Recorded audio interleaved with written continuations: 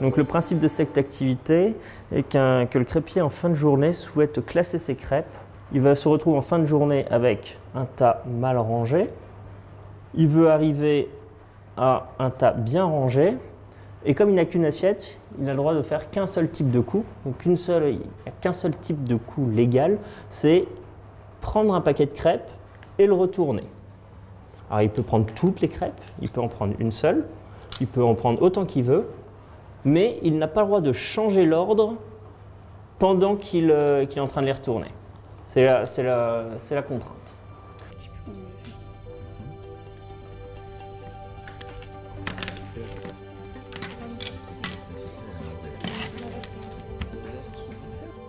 Je vais essayer le modèle là pour voir. Déjà comme ça.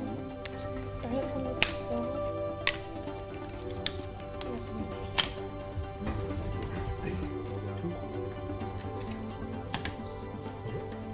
Oui, vas-y, remettre à la position que tu veux. Où est-ce qu'il faut qu'elle soit là? Exactement. Tu peux juste la retourner? C'est là.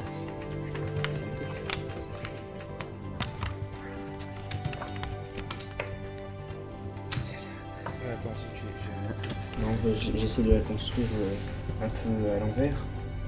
Donc là, je vais faire comme ça. Après, je repasse la. Je vais mettre ça comme ça. Là. Après... D'accord, tu veux la construire vraiment à l'envers? Je sais pas. Bah, ça complique un petit peu, mais c'est possible. Comme on souhaite avoir la plus grande crêpe en dessous, eh bien, il faut se dire que l'étape juste avant, c'est quand la grande crêpe est au-dessus. Donc, je vais chercher la plus grande crêpe et essayer de la ramener au-dessus. Donc, c'est celle-ci. Et comme il n'y a qu'un seul coup légal, je prends tout ce qui va avec. Et hop, je le ramène au-dessus.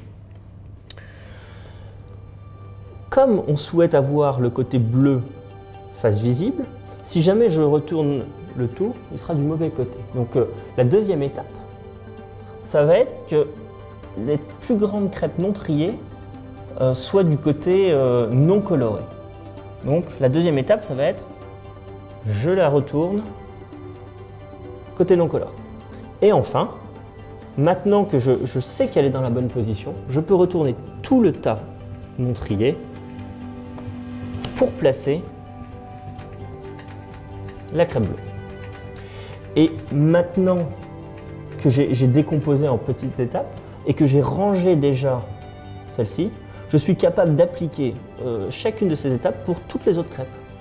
Alors ce qui est intéressant, c'est d'être capable de l'expliquer, mais aussi on s'aperçoit que c'est beaucoup plus simple si on fonctionne par petites étapes. Donc on s'est dit au début, on traitait juste la planche bleue. Ensuite, on s'en occupe plus, on s'occupe uniquement de la rose.